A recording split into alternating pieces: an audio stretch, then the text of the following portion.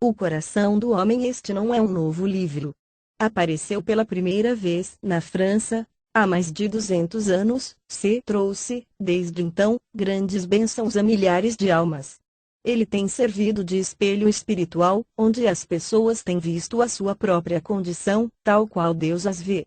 Muitos, dos que viram seus corações pecaminosos revelados através destas páginas, arrependeram-se e alcançaram um novo coração e um novo espírito.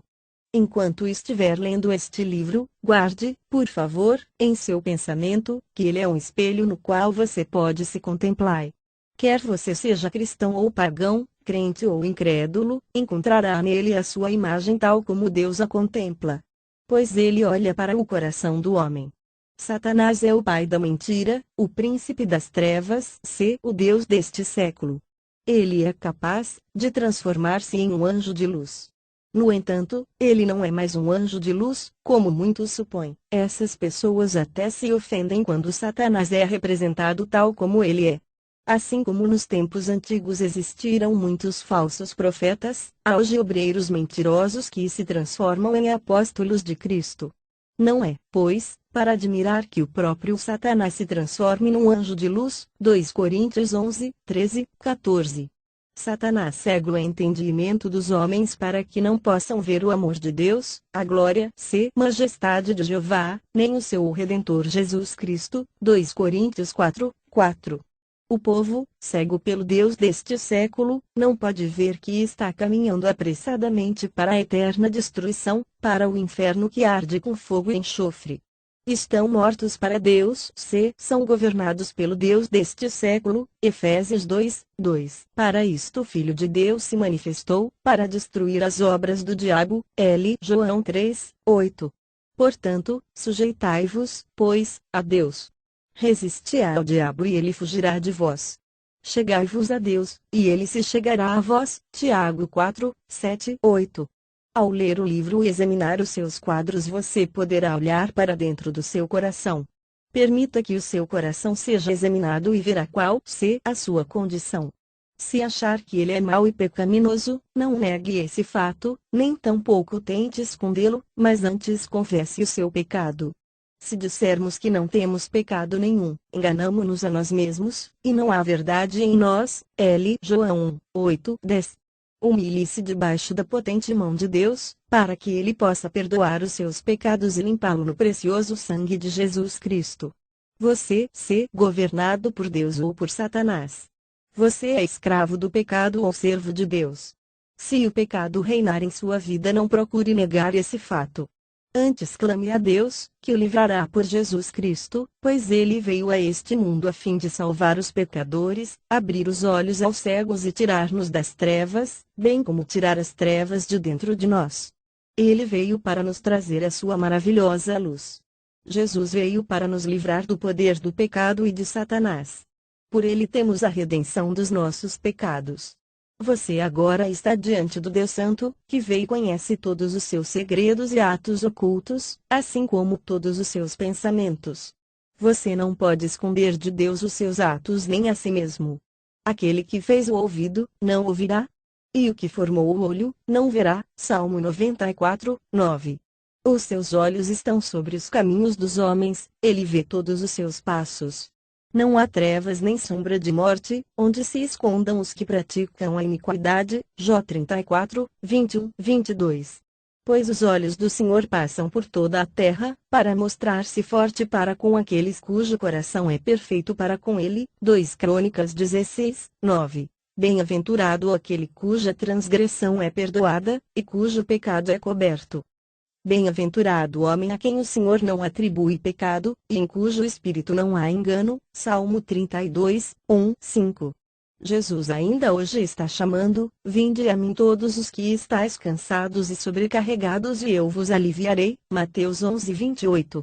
Primeiro quadro. Neste quadro, abaixo da cabeça, vê-se o coração humano. Moram nele diversos animais, que nos falam das várias qualidades de pecado no coração do homem, pois o coração é a habitação dos nossos pecados.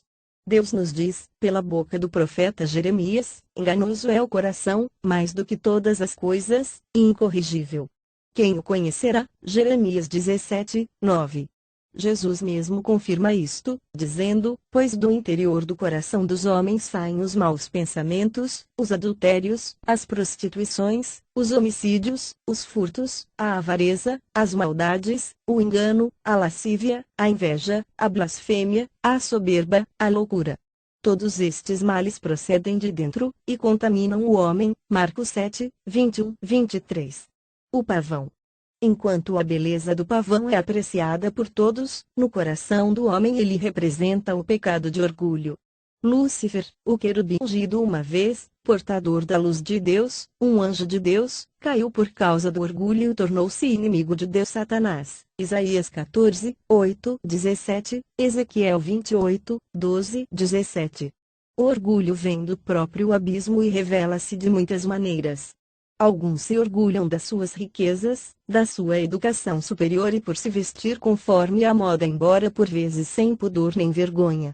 Outros orgulham-se de seus antepassados, da sua nacionalidade, da sua cultura, do esporte, etc., esquecendo-se de que Deus resiste aos soberbos, mas dá graça aos humildes. L. Pedro 5, 5.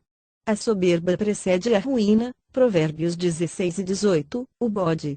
Um animal fedorento e dissoluto, que exprime concupiscência carnal, imoralidade, fornicação, adultério.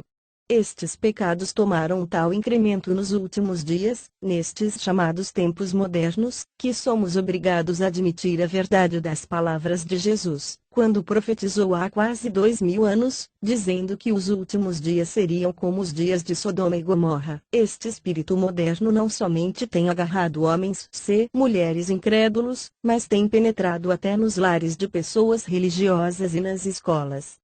Esta semente corrupta é semeada sem vergonha e com maneiras sutis e diabólicas nos corações humanos por intermédio do cinema, do teatro, da literatura imunda, da televisão e de tantos outros meios, de maneira que o que Deus chama pecado, chama-se hoje imoralidade moderna. Milhões de jovens formam a sua concepção da vicia ideal por aquilo que veem no cinema e leem nos romances, para depois se encontrarem em dificuldades, vergonha, remorso. Atores e atrizes imorais são os heróis e heroínas desta atual geração.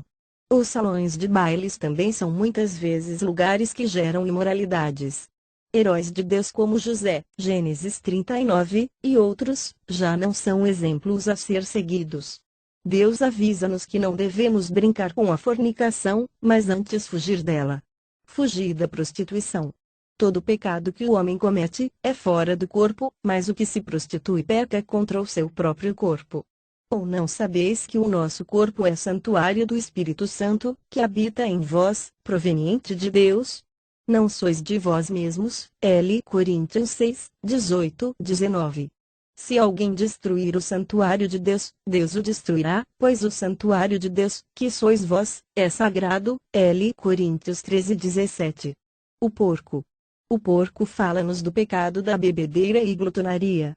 E um animal imundo, que devora tudo o que encontra, quer seja limpo ou sujo, e do mesmo modo o coração pecaminoso devora toda a sugestão imunda, tais como expressões feias, quadros imorais, ou literatura imoral.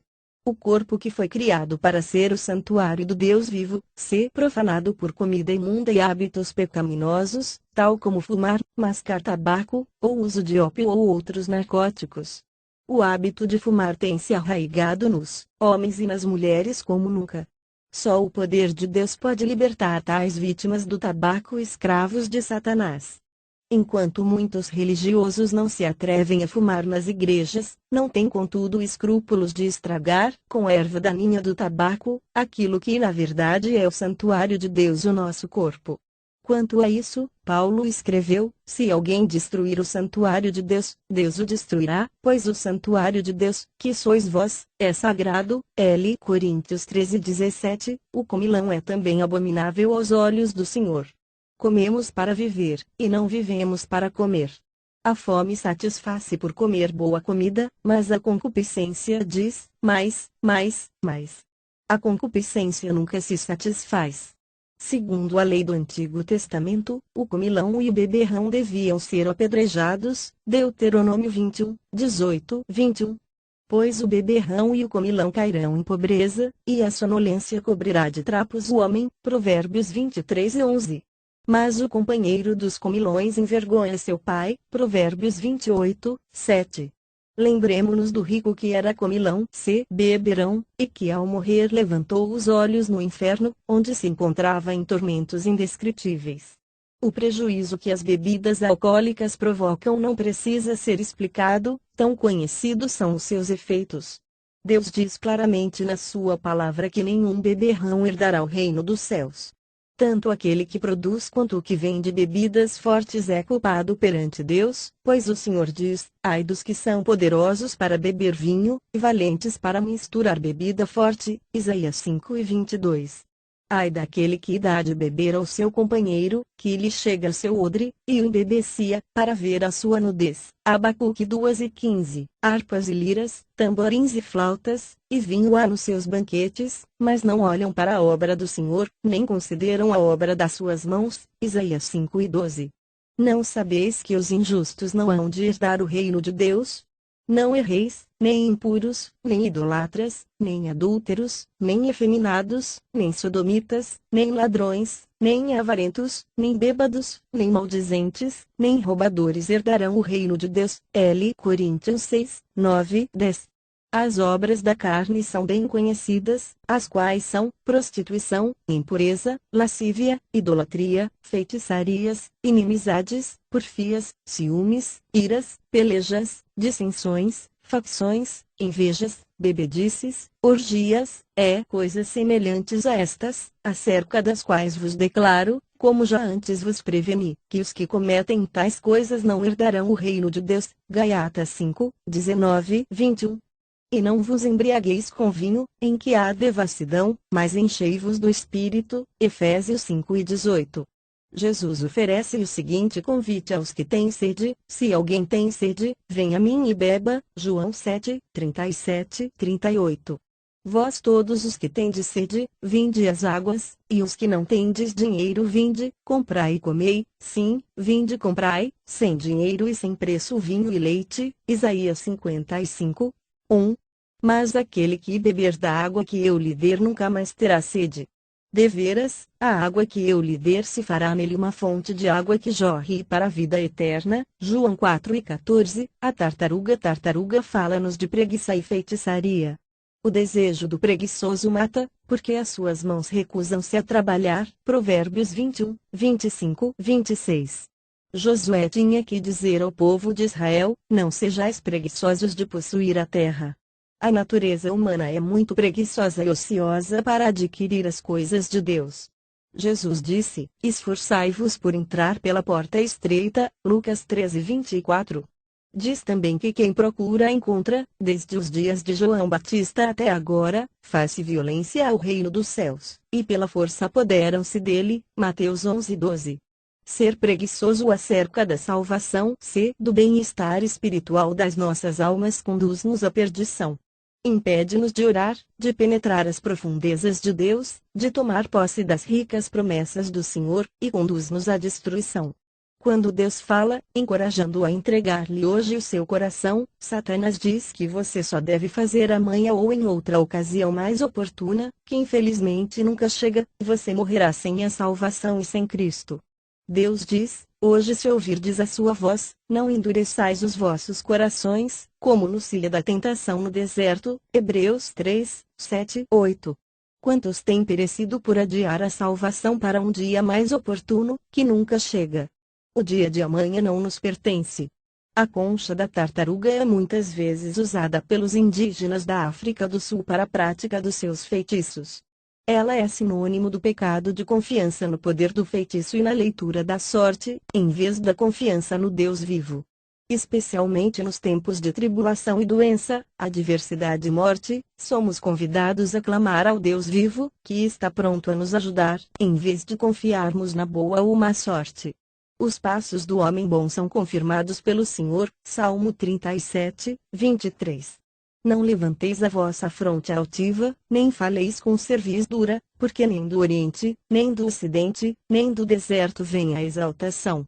Mas Deus é o juiz, a um abate, e a outro exalta. Salmo 75, 5, 7.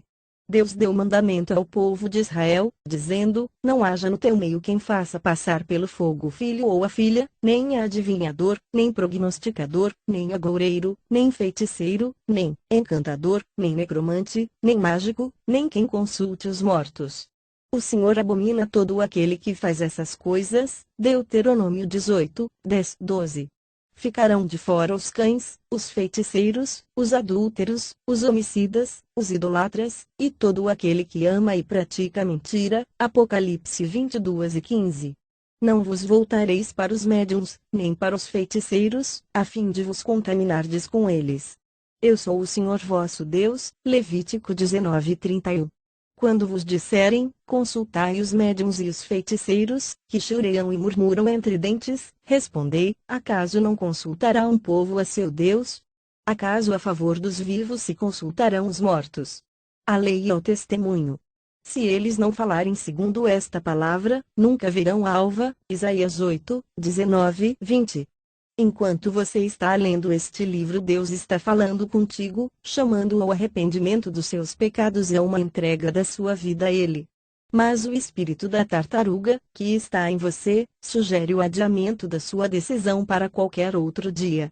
Ele tenta encher o seu coração de medo e perguntas como estas: que dirão os meus amigos e o mundo, se eu me converter a Cristo? Como hei de passar o tempo se não posso dançar, nem ir aos cinemas nem a outros passatempos do mundo?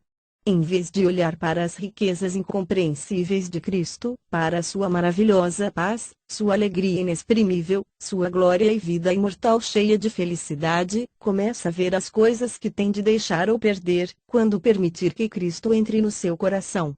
Ao mesmo tempo, o medo do próximo e da morte o guarda na escravidão do diabo. Mas Cristo veio para libertar todos aqueles que pelo medo da morte têm sido escravos durante toda a vida. Hebreus 2, 14, 15. O espírito da procrastinação endurece o seu coração até ficar tão duro como a concha da tartaruga. A onça, e um animal cruel e feroz. O ódio, a ira e o mau gênio governam muitas vezes o coração do homem, até conduzi-lo ao assassínio. Você poderá tentar conseguir dominar o mau gênio, mas por fim ele explodirá com todo o seu furor. Melhor é confessar que isto está no seu coração e pedir a Jesus que o livre dele. Deixa a ira, e abandona o furor, não te indignes para fazer o mal. Salmo 37, 8. Cruel é o furor e impetuosa a ira, mas quem pode parar na presença da inveja? Provérbios 27, 4. Afasta, pois, a ira do teu coração. Eclesiastes 11:10. Agora, porém, despojai-vos também de tudo: da ira, da cólera, da malícia, da maledicência, das palavras torpes da vossa boca. Colossenses 3, 8. Muitos tentam acalmar a sua ira bebendo ou vingando-se, mas o seu vinho é ardente veneno de dragões, e peçonha cruel de víboras. Deuteronômio 32, 33. A vingança é doce ao coração pecaminoso, mas ela pertence somente a Deus.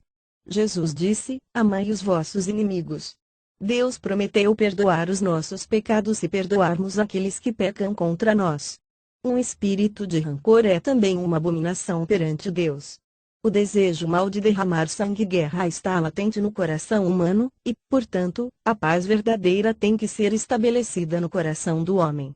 A serpente enganou Eva no jardim do Éden e destruiu a doce comunhão e harmonia entre Deus e o homem. Satanás, o anjo caído, teve inveja de Adão e Eva quando os viu reinar sobre o mundo em união perfeita com Deus, ocupando o seu lugar. Impelido pela inveja, Satanás planejou destruir esta maravilhosa harmonia e comunhão entre o ser humano e o Senhor, e conseguiu. Através deste mesmo ciúme diabólico e da inveja no coração humano, muitos têm destruído a felicidade do coração de outras pessoas, ao vê-las felizes e vivendo confortavelmente. E duro como a sepultura o ciúme. Cantares 8, 6. Ele coloca no coração humano o desejo de destruir a felicidade dos outros, e este desejo por vezes pode levar até ao assassínio. Isto acontece especialmente entre os cônjuges. Nos negócios, e outras esferas da vida, causa miséria e ira sem fim. Até os obreiros cristãos, Pregadores e ministros não estão isentos dos ataques do ciúme. Devem viver constantemente alertas e ter os corações cheios do Espírito Santo. De outra forma, o pensamento de que Deus está a servir-se de um outro servo mais do que deles, estragará o seu ministério. Encerrará sua utilidade para o Senhor. Aham fala-nos do pecado da avareza e do amor ao dinheiro, que é a raiz de todos os males. Timóteo 6:10. Há uma espécie de rano-congo, que come formigas a centenas, até que se arrebentam. Morrem. Uma pessoa avarenta não gosta de abrir sua mão para ajudar os pobres e necessitados, antes tenta, por meios lícitos ou ilícitos, juntar e ganhar as riquezas deste mundo, que nos corrompem facilmente. Jesus mesmo disse: não ajunteis tesouros na terra, onde a traça e a ferrugem destroem e onde os ladrões arrombam e roubam. Mas ajuntai tesouros no céu, onde nem a traça nem a ferrugem destroem e onde os ladrões não arrombam nem roubam. Pois onde estiver o vosso tesouro, aí estará também o vosso coração. Mateus 6:19-21. Acã e sua casa pereceram porque, e amou o ouro, a prata, as pedras preciosas, e vestidos. Josué 7. Judas Iscariotes, o discípulo de Jesus, enforcou-se porque o amor ao dinheiro fez com que traísse o seu mestre e senhor. Não é o dinheiro que mal, mas sim o amor ao dinheiro que se esconde no coração humano. Milhares de homens e mulheres de todas as classes e raças estão destruindo as suas vidas e a de seus familiares pelo mau desejo de conseguir repentinamente grandes fortunas, talvez na loteria, nas corridas de cavalos, nas apostas de futebol, etc. O desejo de ser rico sem trabalhar conduz ao roubo e ao crime, por vezes, ao homicídio. O amor ao dinheiro e a avareza têm muitos amigos, tais como o amor à fama e ao poder, seja poder político para governar outros ou poder financeiro a fim de oprimir os pobres, seja poder religioso, que pretende ser mais zeloso por uma organização eclesiástica do que propriamente por Deus, condenando qualquer cristão que ousa seguir a Cristo sem se conformar a uma igreja em particular. Marcos 9:38. Jesus disse: acautelai-vos e guardai-vos da avareza, a vida de um homem não consiste na abundância dos bens que ele possui. Lucas 12:15. A história do rico insensato conta-se assim: o campo de um homem rico produziu com abundância.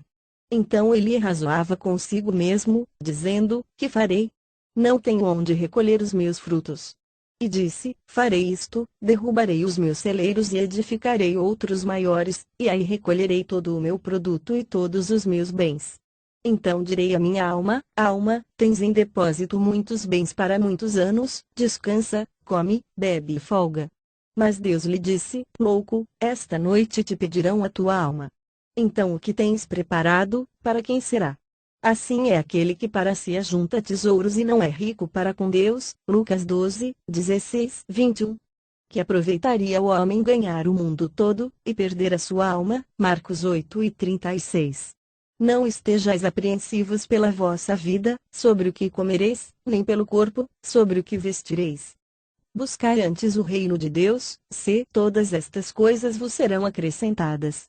Pois onde estiver o vosso tesouro, aí estará também o vosso coração. Lucas 12:22-34.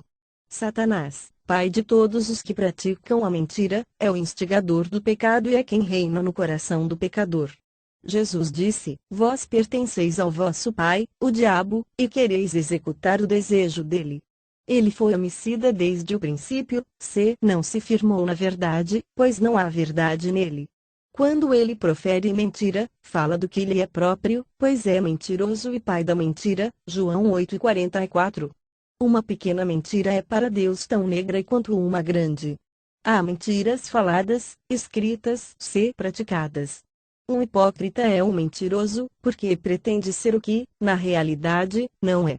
Deus não pode mentir nem deve e o cristão mentir. Tito 1:2. Se dissermos que temos comunhão com Ele, e andarmos nas trevas, mentimos, não praticamos a verdade. João 1:6.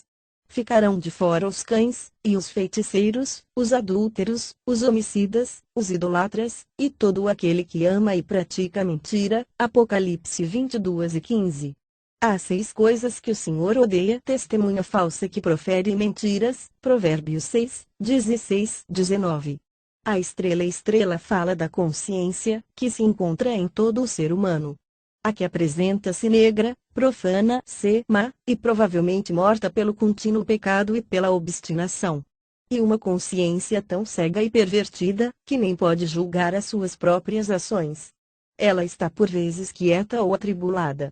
Acusa quando devia desculpar e desculpa quando devia acusar. Por vezes pode estar endurecida e ter perdido já toda a sensibilidade por ser apóstata, dando ouvidos a espíritos enganadores e a doutrinas de demônios, pela hipocrisia de homens que falam mentiras. L. Timóteo 4, L. 7, Hebreus 10 e 22. O olho de Deus vê tudo o que se passa no coração. Nada se pode esconder do seu olhar penetrante, portanto, ele conhece e vê todos os pensamentos escondidos e as intenções do coração. O olho, nestes quadros, também corresponde à expressão do rosto do homem. Chamas de fogo. As pequenas chamas de fogo cm volta do coração representam o amor de Deus em torno do coração pecaminoso. Enquanto Deus odeia o pecado, ele ama o pecador e não deseja sua morte, mas que se arrependa. As chamas também falam do sangue de Jesus Cristo, Cordeiro de Deus, que tira o pecado do mundo. O anjo representa a palavra de Deus. Deus quer falar ao homem ou à mulher enganados e cheios de pecado, a fim de que se arrependam e deixem entrar a luz e o amor de Deus no seu coração. A pomba é o emblema do Espírito Santo, o Espírito da verdade, que convence do pecado, da justiça e do juízo. O Espírito Santo, neste caso, está fora do coração humano. Ele não pode permanecer onde reina o pecado. No caso deste quadro representar a condição do coração do leitor, clame ao Senhor, abra-lhe o coração e deixe entrar a luz da sua palavra, crede no Senhor Jesus Cristo e sereis salvos. Deus está ansioso para salvá-lo, e promete transformar o seu coração e dar a você um coração novo e um espírito novo. Isto está representado no segundo quadro. Segundo quadro, este quadro mostra um coração penitente, que começa a procurar a Deus. O anjo segura a espada, que representa a palavra de Deus, que é viva e eficaz, e mais cortante do que qualquer espada de 2 gumes, e penetra até ao ponto de dividir alma, espírito, juntas e medulas, e é apta para discernir os pensamentos e intenções do coração. Hebreus 4 e 12. A palavra de Deus faz-nos lembrar que o salário do pecado é a morte, e que aos homens está ordenado morrer uma só vez, vindo depois disso o juízo. Hebreus 9, 27.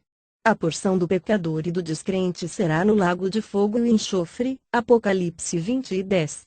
Na outra mão o anjo segura uma caveira. Isto serve para recordar ao pecador que todos nós temos que morrer. O nosso corpo, que tanto amamos, pois o vestimos, alimentamos e o embelezamos, tanto cuidado e atenção lhe damos a fim de satisfazer os seus apetites e desejos, por fim há de morrer, apodrecer e ser comido pelos vermes, enquanto as nossas almas e espíritos irão viver para todo sempre. Eles comparecerão um dia perante o trono de Deus. Aqui vemos o pecador quando começa a prestar atenção à mensagem do Senhor e abre o coração ao seu amor. O Espírito Santo começa a brilhar neste coração negro e pecaminoso. A luz de Deus entra no seu templo para pôr fim às trevas. Quando a luz de Deus entra, a escuridão tem que sair. O pecado, representado pelos vários animais, tem que fugir. Portanto, caro leitor, permita que Jesus, a luz do mundo, entre no seu coração. Assim como indica o quadro, Jesus Cristo disse: Eu sou a luz do mundo. Quem me segue não andará em trevas, mas terá a luz da vida. João 8 e 12. Você nunca será capaz de expulsar as trevas do seu coração pelos seus esforços, pela sua sabedoria, nem ainda pela sabedoria humana. A maneira mais simples, mais segura, mais rápida e a única maneira de vencer, é deixar a luz de Deus entrar e as trevas, os nossos pecados, fugirão. A lua e as estrelas ajudam-nos a ver durante as horas da noite, mas quando chega o dia, as trevas, a luz e as estrelas desaparecem. Jesus é o sol da justiça. Quando ele entrou no templo de Jerusalém, expulsou a todos os que vendiam bois, pombas, ovelhas, e espalhou o dinheiro dos cambistas, dizendo: está escrito, a minha casa será chamada casa de oração, mas vós a tendes convertido em covil de ladrões. Mateus 21:13. O seu coração foi destinado a ser uma casa de Deus, o templo de Deus. Ele deseja morar nele, portanto cheio de luz, de amor, de alegria, tornando-o belo. Jesus não veio somente para perdoar os nossos pecados, mas para nos livrar do poder e domínio do pecado. Se o Filho vos libertar, verdadeiramente sereis livres. João 8:36. Terceiro quadro. Este quadro mostra-nos o estado da alma de um pecador verdadeiramente arrependido. Ele vê agora como são grandes e horríveis os seus pecados, pelos quais Jesus morreu na cruz. Enquanto olha para a cruz, que o anjo, representando a palavra de Deus, segura na mão, ele sente-se tocado no seu coração já contrito e comovido pelo arrependimento e tristeza por causa dos seus muitos pecados. O grande amor de Deus manifestado em Cristo comove o seu coração, especialmente quando se recorda que Jesus Cristo, o Filho de Deus, veio para receber em si o castigo dos nossos pecados, e que ele morreu ocupando nosso lugar. O fato de Jesus Cristo ter sido açoitado, coroado de espinhos e pregado pelas mãos e pés, morrendo assim pelos nossos pecados, impressiona bastante o pecador arrependido, que modifica por completo o seu coração e vida. Enquanto lê a palavra de Deus, ele vê a si próprio, como se fosse num espelho, e vê quão longe se afastou de Deus e transgrediu a sua lei. Comovido, sente uma tristeza pura e profunda, e, contrito, o pecador abre o seu coração a Deus com lágrimas e pranto. Jesus está aproximando-se. O amor e a paz de Deus entram no seu coração, quando começa a entender que o sangue de Jesus Cristo, seu Filho, nos purifica de todo pecado. João 7. Perto está o Senhor dos que têm o coração quebrantado. Salmo 34:18. Mais uma vez a palavra de Deus declara: e para este que olharei, para humilde e contrito de espírito, e que treme da minha palavra. Isaías 66:2. O Espírito Santo segreda-lhe as palavras de Jesus: Filho, tem bom ânimo, teus pecados te são perdoados. Enquanto permanece olhando para a cruz e para o sangue de Jesus que sobre ela foi derramado, crendo que foi por ele que Cristo morreu, começa a sentir que lhe foi tirado o peso do pecado. Pois Jesus na verdade, tomou sobre si as nossas enfermidades, e as nossas dores levou sobre si. Mas ele foi ferido pelas nossas transgressões, e moído pelas nossas iniquidades, e o Senhor fez cair sobre ele a iniquidade de nós todos. Isaías 53:4-5-6. A luz do Espírito Santo enche agora o seu coração, antes escuro, sujo, mas, agora limpo e alvo como a neve, pelo sangue de Jesus. Isaías 1:18. Espírito Santo testifica com o seu Espírito que foi perdoado, e pela graça tornou-se um filho de Deus. Coríntios 6:1011. Porque, Jesus, temos a redenção pelo seu sangue, a remissão dos pecados, segundo as riquezas da sua graça. Efésios 1:7. Os desejos pecaminosos já cederam lugar a uma vontade profunda de viver para Deus e servir a quem primeiramente nos amou. Em vez de amar o mundo e as coisas que são do mundo, agora ama Deus e as coisas de Deus. Neste quadro, portanto, vemos que os animais, que representam o pecado, já estão fora do seu coração bem como Satanás, embora ele vá de má vontade, olhando para trás e pensando na melhor maneira de tornar a entrar novamente. E por esta razão que Jesus nos avisa para vigiar e orar, a fim de resistir ao diabo. Quarto quadro. Este quadro mostra um cristão que achou perfeita paz e redenção pelo sacrifício de Cristo, e que portanto não se vangloria, a não ser na cruz de nosso Senhor Jesus Cristo, pela qual o mundo está crucificado para ele e ele para o mundo. Galatas 6:14. Ele mesmo levou em seu corpo os nossos pecados sobre o madeiro, para que, mortos para os pecados, pudéssemos viver para a justiça. Pelas suas feridas fostes sarados. Pedro 2:24. Assim, o cristão foi também crucificado para o mundo. Somos instados a andar no Espírito e a não seguir as concupiscências da carne. Galatas 5:1625. Neste quadro do coração vê-se representada a coluna qual nosso Senhor Jesus Cristo foi preso depois que os seus inimigos lhe tiraram as vestes. São visíveis, também, os chicotes com os quais o açoitaram cruelmente, pois o castigo que nos traz a paz estava sobre ele. Jesus foi ferido pelos nossos pecados. Herodes e seu povo zombaram dele, tendo-o açoitado, vestiram-no uma túnica escarlate. Fizeram uma coroa de espinhos em vez de uma coroa de ouro. Colocaram na mão direita dele uma cana, em vez de um cetro de rei, e curvaram-se perante ele em ar de zombaria, dizendo: Viva o Rei dos Judeus! Cuspiram nele, tirando a cana de sua mão, bateram com ela na cabeça do Senhor, depois de escarnecerem dele tão vergonhosa e cruelmente, levaram-no para ser crucificado. Há muitos que se dizem cristãos, que oram nas igrejas, que tomam parte na ceia do Senhor, que cantam os hinos de Deus e que, no entanto, pelas suas ações crucificam a Jesus constantemente. Nem todo o que me diz Senhor, Senhor, entrará no reino dos céus, mas aquele que faz a vontade de meu Pai, que está nos céus. Mateus 7:21. Neste quadro encontramos o saco de dinheiro, que pertencia a Judas Iscariotes, que traiu a Jesus. O vendeu por 30 moedas de prata. Tudo porque o amor ao dinheiro perverteu o seu coração e cegou a sua mente.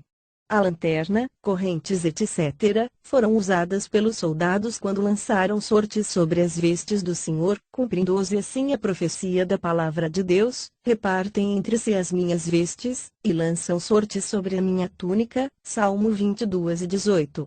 Tiraram-lhe tudo o que tinha e rejeitaram a sua própria pessoa, dizendo: não queremos que este reine sobre nós. Uma humanidade, regra geral, está ansiosa por receber todas as bênçãos de Deus, tanto a chuva como o sol, porém, não quer submeter-se ao governo de Deus.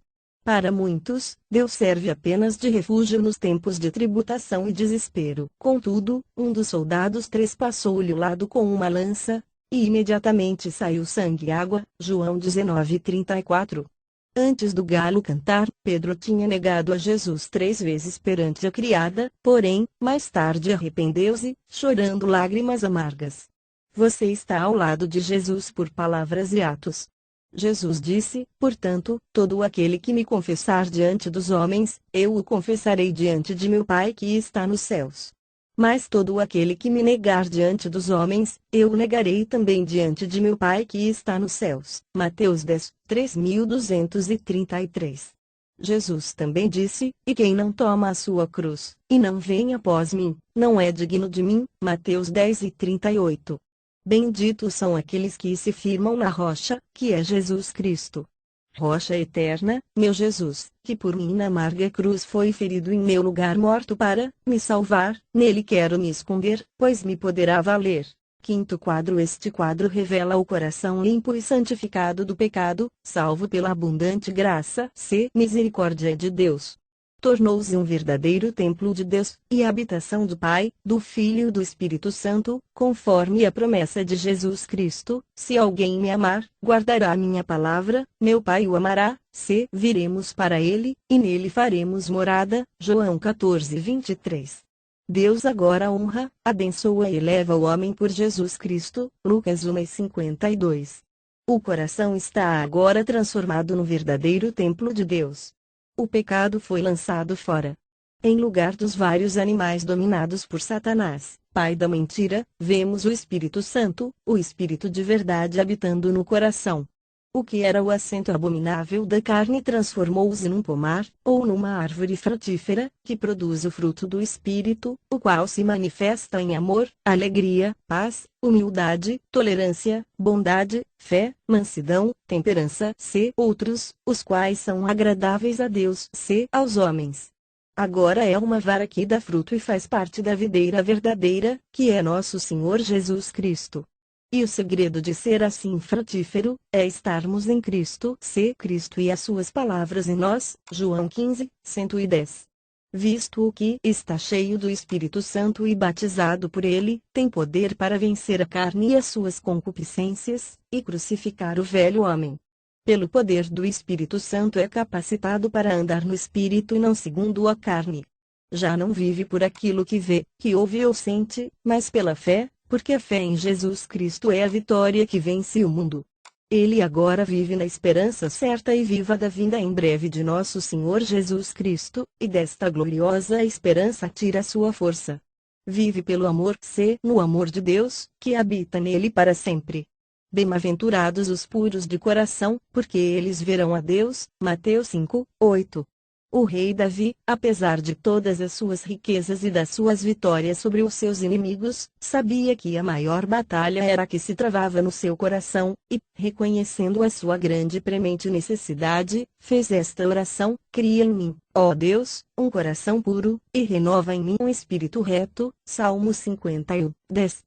Não há ninguém que seja capaz de purificar o seu coração, e nem de criar em si próprio um coração puro, a não ser que, arrependendo-se verdadeiramente, procure a Deus, como fez o rei Davi, pedindo-lhe que lhe conceda um novo coração. Deus está ansioso para dar um novo rumo à sua vida.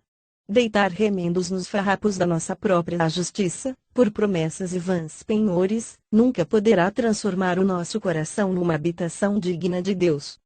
Porém, o Senhor está pronto a purificar o nosso coração, pois Ele prometeu, dizendo: dar-vos-ei um coração novo, e porei dentro em vós espírito novo, porei dentro vós o meu espírito, e farei que andeis nos meus estatutos, e guardeis os meus juízos, os observeis. Ezequiel 36, 2527. É isto que exterioriza o Novo Testamento, que Deus selou com o sangue do seu Filho Jesus Cristo. Neste quadro notamos ainda que o anjo aparece de novo. Os anjos são designados por Deus para ministrar àqueles que hão de herdar a vida eterna, e o anjo do Senhor acampa-se ao redor dos que o temem. Salmos 34, 7. 91:11, Daniel 6:22, Mateus 2:13. 13:19. 18:10, Atos 5:19. 12, 710. O diabo também é visto junto ao coração, como quem espera uma oportunidade de entrar novamente na sua antiga casa. Por esta razão temos que vigiar e orar, porque o vosso adversário, o diabo, anda derredor, rugindo como leão, buscando a quem possa tragar. Pedro 5:8. Por vezes ele se disfarça em anjo de luz, enganando com as concupiscências os santos descuidados.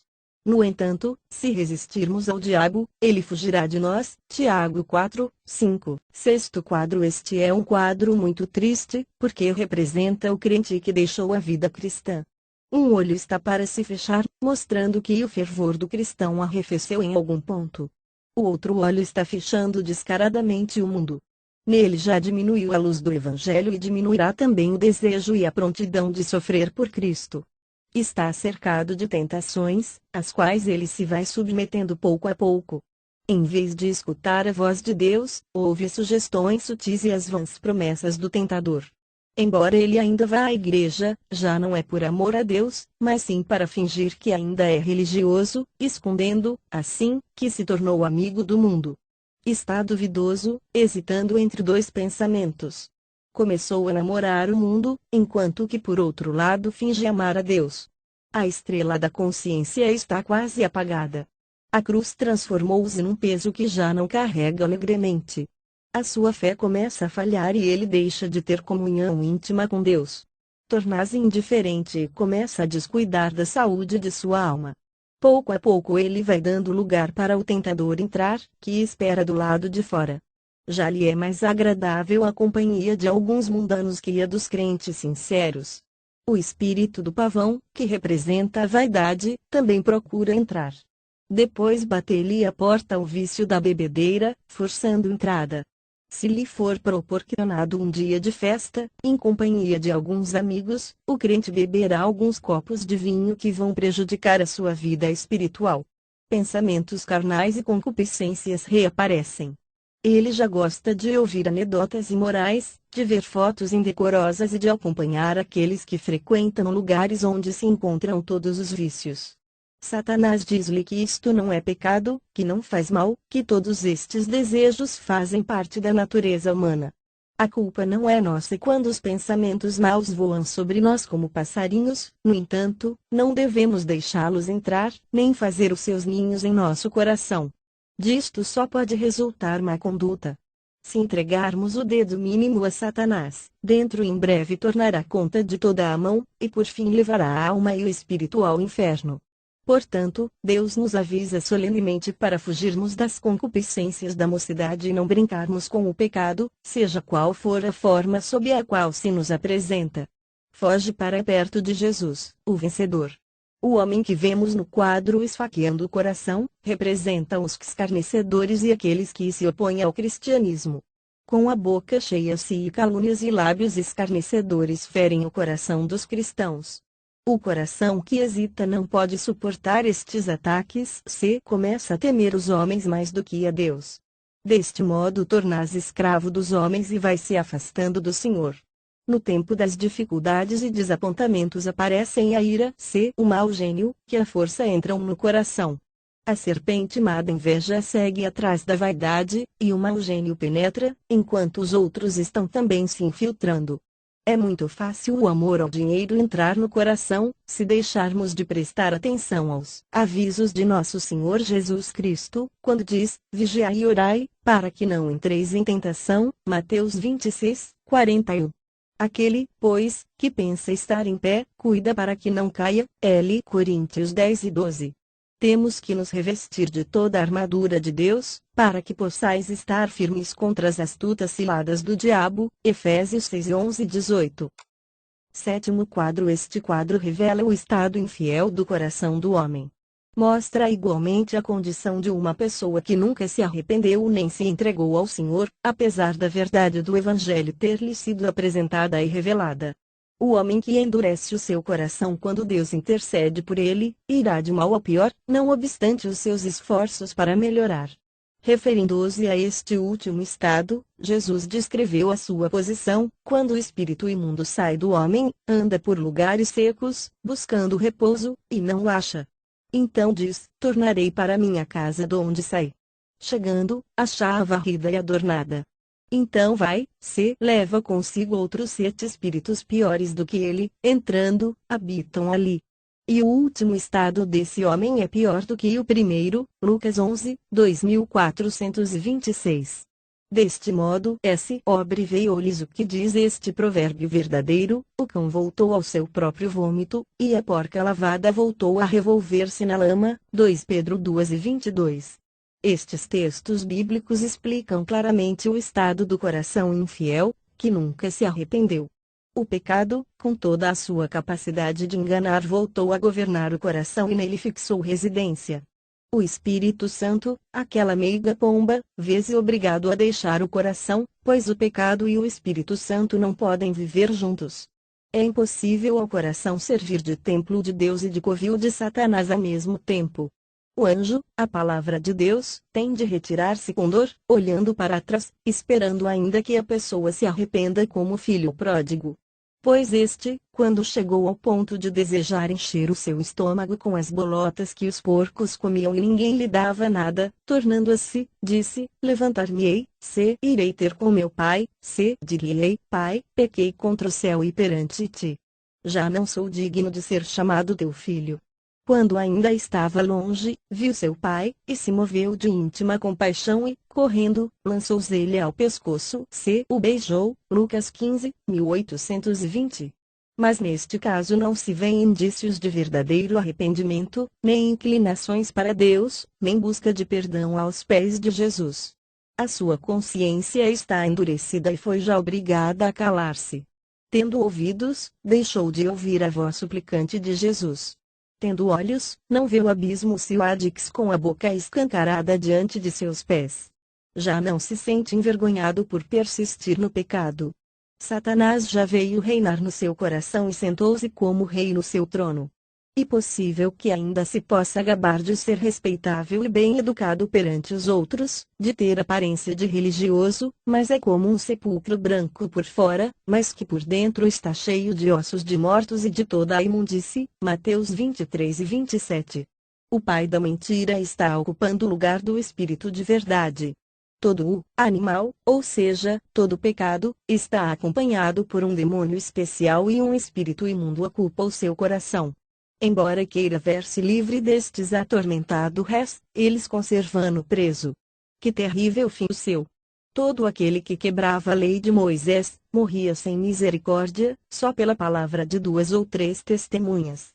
De quanto maior castigo cuidais vós, será julgado merecedor aquele que pisar o Filho de Deus, e tiver por profano o sangue da aliança com o qual foi santificado, e ultrajar o Espírito da graça. Hebreus 10, 28, 29, conferir 2 Pedro 2:14. Querido leitor, se este quadro corresponde a agudo sua condição, clame a Deus sem demora do fundo de sua alma.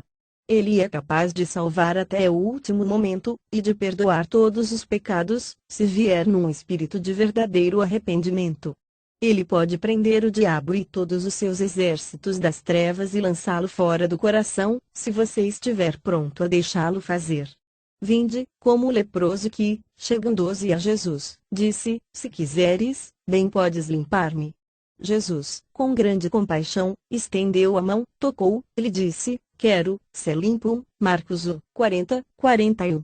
Se continuar endurecendo o seu coração e amando as trevas em vez da luz, não haverá esperança nem ajuda, porque você está escolhendo a morte em lugar da vida. Pois o salário do pecado é a morte. Romanos 6:23. Oitavo quadro. Aqui encontramos o pecador aproximando-se do seu fim, com o corpo cheio de dor e a alma cheia de temor da morte. A morte, o esqueleto, veio numa hora inesperada e pouco agradável. Os prazeres enganadores do pecado foram embora e tem de encarar, na sua realidade, o terrível salário do pecado. As agonias do inferno já se agarraram à sua vítima. Embora ele agora deseje orar, encontra dificuldades para ter comunhão com aquele cujo amor desprezou. Os velhos amigos têm medo de permanecer ao seu lado no leito da morte e as vãs palavras de conforto já não o ajudam. As suas riquezas, provavelmente mal adquiridas, não podem prolongar a sua vida nem salvar a sua alma. É impossível para ele concentrar os pensamentos em Deus, porque o diabo não lhe dá essa oportunidade. Tudo aquilo que ele amava, e para o qual vivia, agora zomba dele. Nem o seu pastor infiel e provavelmente não convertido, pode ajudá-lo. Ele começa a experimentar que horrenda coisa é cair nas mãos do Deus vivo. Hebreus 10:31. Esperava prestar contas com Deus num dia conveniente ou no seu leito de morte, mas agora é já muito tarde. Milhares de pessoas morrem de repente sem oportunidade de procurar a Deus. E, portanto, essencial buscar a Deus enquanto se pode achar. Em vez de ouvir as palavras salvadoras e confortadoras do seu Deus, este pecador moribundo, que rejeitou a graça e o amor do Senhor Jesus durante a sua vida, ouve agora a voz do seu juiz, dizendo: Apartai-vos de mim, malditos, para o fogo eterno, preparado para o diabo e seus anjos. Mateus 25:41. E, como aos homens está ordenado morrer uma só vez, vindo depois disso juízo. Hebreus 9:27. Nono quadro. Este quadro representa um cristão que suporta as tentações e está vencendo no meio de grandes tribulações. Ele fica firme mesmo quando tentado de todos os lados e resiste até o fim, sendo mais que vencedor por Jesus Cristo. Não somente tem começado a carreira cristã, como tem perseverado, correndo com paciência, não olhando para a direita nem para a esquerda, mas antes para Jesus, autor e consumador da fé. Hebreus 12:12. Satanás, com todos os seus exércitos, cerca o coração do crente, tentando em vão desviar o Filho de Deus. O orgulho, o amor ao dinheiro, o demônio, a imoralidade e muitos outros pecados estão representados. No lugar da onça vemos o burro, porque muitas vezes o pecado aproxima-se de uma outra forma, se esconde-se sob uma máscara ou sob outro nome. Mas o cristão vigilante reconhece o pecado sob qualquer disfarce, ainda mesmo como um anjo de luz, pois a palavra de Deus e o Espírito de verdade conduzem-no em toda a verdade. Além dos animais, vê-se um homem a dançar com um copo na mão, tentando assim o cristão com os prazeres do mundo. Não consegue, porém, qualquer efeito sobre o cristão dedicado, porquanto ele morreu com Cristo para o pecado e para o mundo. O segundo homem está esfaqueando o cristão. Quando uma pessoa, que se diz crente, ou até mesmo um inimigo do Evangelho, fala mal dos outros, se infiel, escarnece ou ameaça os outros, tudo isso é como se fosse uma faca no coração do cristão sincero.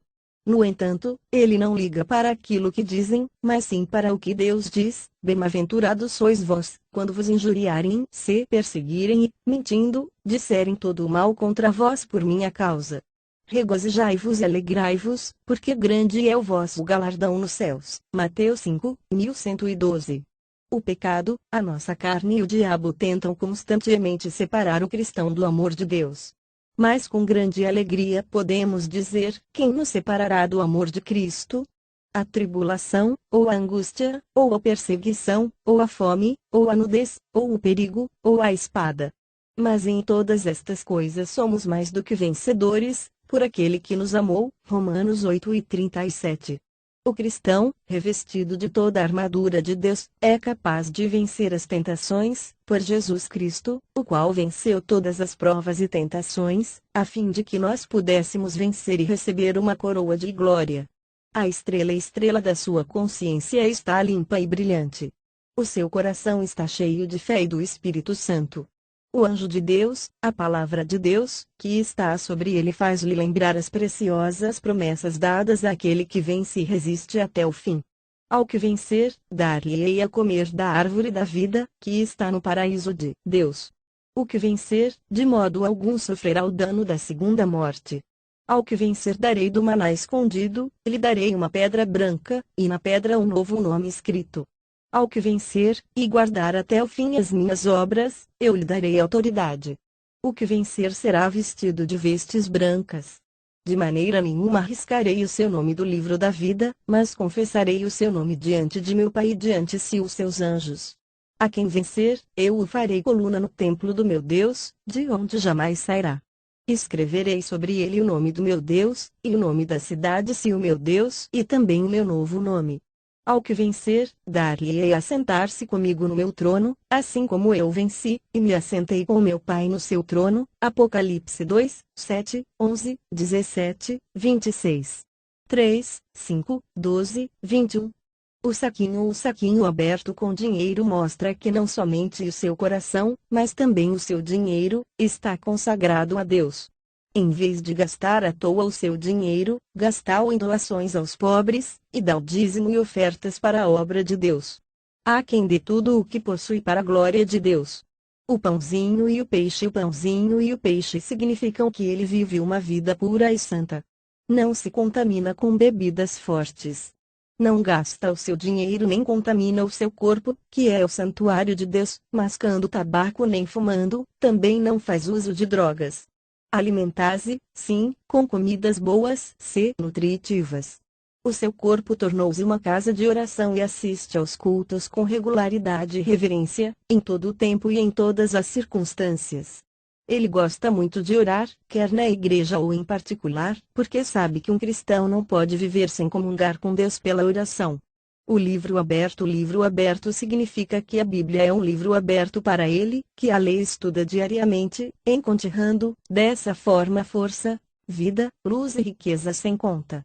A Bíblia tornou-se uma lâmpada para os seus pés, também uma espada com a qual vence o inimigo. É ela o pão espiritual de todos os dias para a sua alma, água para matar a sua sede. Ao mesmo tempo é a pia onde lava a alma e um espelho onde se contempla e vê como é, realmente. O cristão gosta de levar a sua cruz, porque sabe que sem ela não pode haver coroa. Como ele sabe que ressurgiu juntamente com Cristo para uma nova vida, então procura as coisas de cima, as coisas eternas, que não são visíveis. Está preparado para encontrar-se com Deus, é semelhante a uma árvore plantada junto a ribeiros de águas, e que dá o seu fruto na estação própria, ou como um ramo de videira verdadeira que dá muito fruto. Desconhece o medo da morte, visto o que, pela plenitude do Espírito Santo perfeito amor de Deus enche e domina o seu coração. 14 Jesus disse: Eu sou a ressurreição e a vida. Quem crê em mim, ainda que esteja morto, viverá, e todo aquele que vive e crê em mim, nunca morrerá. João 11, 25, 26. Em verdade vos digo que quem ouve a minha palavra e crê naquele que me enviou, tem a vida eterna, e não entrará em condenação, mas passou da morte para a vida. João 5 e 24. O cristão já não receia a morte nem esta o atormenta. Onde está, ó morte, o teu aguilhão? Onde está, ó morte, a tua vitória? Mas graças a Deus que nos dá a vitória por nosso Senhor Jesus Cristo. L. Coríntios 15, 5457. Uma pessoa que viveu e andou com Deus não tem medo da morte.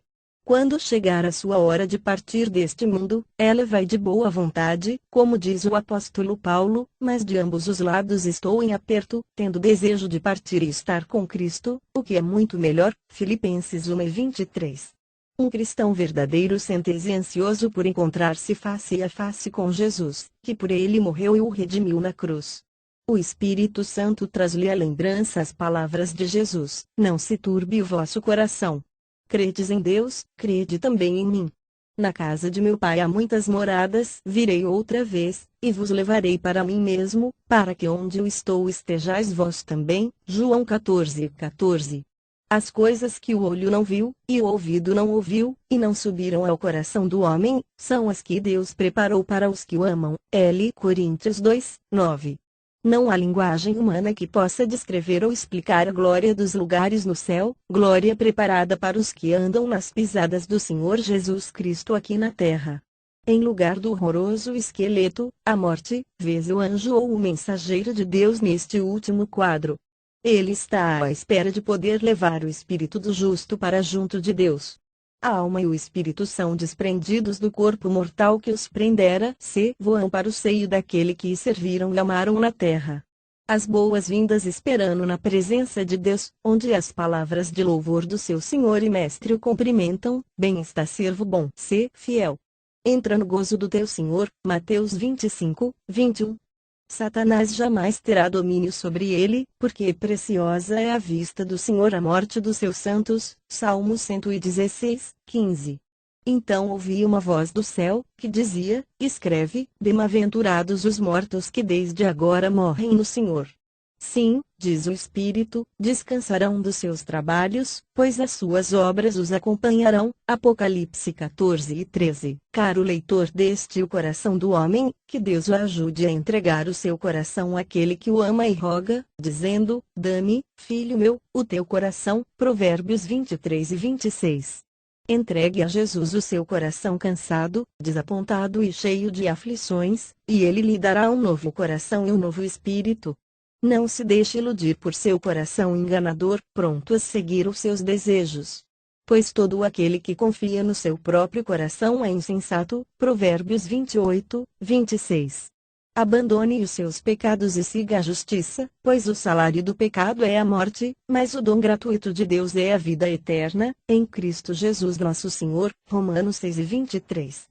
E se já entregou a sua vida a Deus, imite a forma de palavras sãs na fé e caridade que há em Cristo Jesus, da mesma forma que Paulo, porque sei em quem tenho crido, e estou certo de que Ele é poderoso para guardar o meu depósito até aquele dia. 2 Timóteo 1:2. Mas vós, amados, edificando-vos sobre a vossa santíssima fé, orando no Espírito Santo, conservai-vos no amor de Deus, esperando a misericórdia de nosso Senhor Jesus Cristo para a vida eterna. Judas 20:21.